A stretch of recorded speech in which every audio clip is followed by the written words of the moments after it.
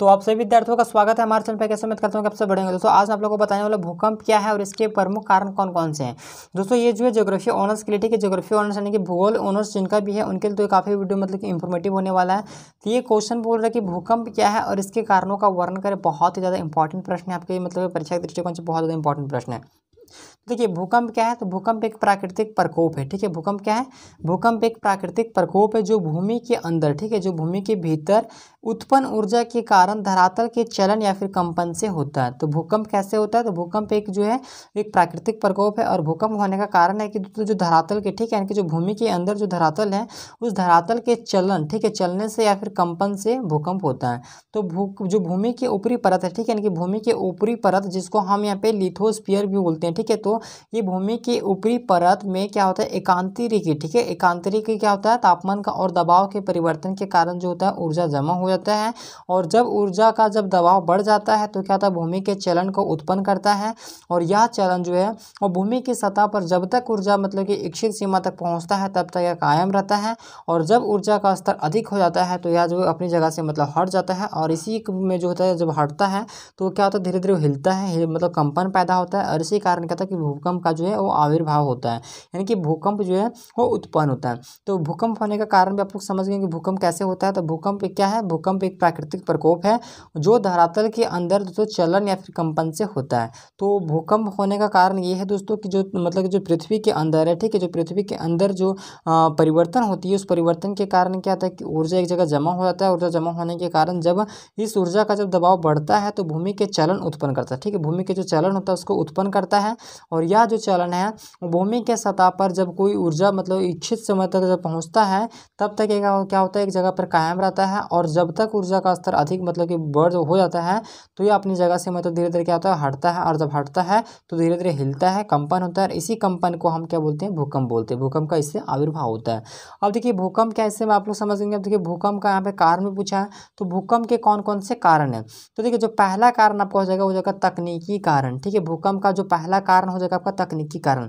इसमें क्या होगा, तो भूकंप तकनीकी कारणों से भी हो सकता है, ठीक है, भूकंप जो है तकनीकी कारण से भी हो सकता है, जिसमें से आपका हो जाएगा बंदूक हो जाएगा, बम हो जाएगा, नाभिकीय ड्रिलिंग हो जाएगा, भूमिगत परिवहन हो जाएगा और उर्वरक उत्पादन, जैसे अनेक प्रकार की गतिविधियां जो इसमें शामिल हो सकती है। ये गतिविधियां भूमि के जो ऊपरी परत है उसमें बदलाव ला सकती है जो भूकंप का कारण बन सकता है, ठीक है। तो तकनीकी कारण के कारण भी जो है क्या होता है, भूकंप मतलब कि उत्पन्न होता है। दूसरा जो आपका हो जाएगा वो हो जाएगा सामंजस्य जोन, ठीक है, सामंजस्य जोन, ठीक है, जिसको हम यहाँ पे तीसरी थैली भी बोलते हैं, ठीक है। तो सामंजस्य जोन जो है एक चुंबकीय धारा उत्पन्न होती है तो भूकंप क्या होता है इसमें पैदा हो सकता है। और यह धारा जब मतलब कि अचानक टूटता है तो भूमि के चलन का जो है कारण बनता है। जब भूमि का जब चलन का कारण बनता है तब क्या होता है, भूमि में मतलब कि भूकंप का हमें मतलब कि एहसास होता है। ये इसको हम अथवा इस तरीके से अगर बोल सकते हैं कि ये जो सब मतलब कि तभी संभव हो सकता है जब भूकंप तो सीमित मतलब तथा सीमित जो है सीमा तक क्या होता है, नहीं होता है। और वे अपने बहुत अधिक दबाव और चलन के कारण विशाल जो भू विकर्षण विकारों का कारण बनता है, जिनमें से लोगों को अपने घरों आवासीय स्थानों को छोड़कर नए स्थानों पर बसने की जरूरत पड़ती है। यानी कि जब भूकंप होता है दोस्तों, तो भूकंप के टाइम में क्या होता है कि जो लोगों के जो घर है, आवास है, उसको छोड़ना पड़ता है, ठीक है, छोड़कर आप कहीं खुले मैदान में जाकर आप रुक जाते हैं, ताकि अगर मान लीजिए अगर भूकंप वगैरह भी हो तो आप पे मतलब किसी भी तरह का कोई मतलब नुकसान वगैरह ना हो, ठीक है। तो ये मतलब कि होता है, तो लोगों को जो अपने घर को छोड़कर मतलब क्या होता है दूसरे स्थानों में जाकर बचने की जो है वो जरूरत पड़ती है। जो तीसरा पॉइंट आपको जगह वो जगह तटीय क्षेत्रों में भूकंप, ठीक है, जो सॉरी तटीय क्षेत्रों में भूकंप, ठीक है, तटीय क्षेत्र जो तट वाले जो क्षेत्र हैं उसमें भूकंप। तो तटीय क्षेत्रों में भूकंप का जो है आविर्भाव ज़्यादातर मतलब उस समय होता है जब तल पर बड़ी मतलब कि जो है तटीय प्लेट जो है अधिकार मतलब, ठीक है, अंधकार से उभरती है और विशाल समुद्री जल के नीचे छिपी होती है।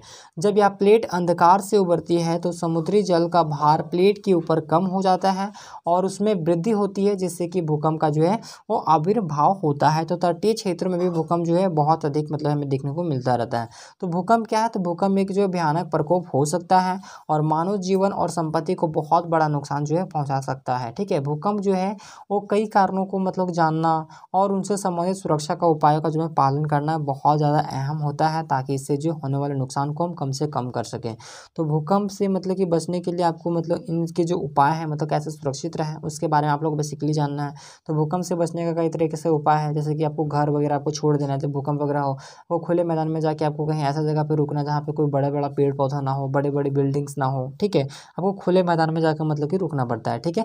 ये सब भूकंप से बचने के काफ़ी सारे उपाय हैं, तो आप इन सब चीज़ को लिख सकते हैं, ठीक है। तो भूकंप बेसिक क्वेश्चन में क्या पूछा कि भूकंप क्या है और इसका कौन कौन सा कारण है।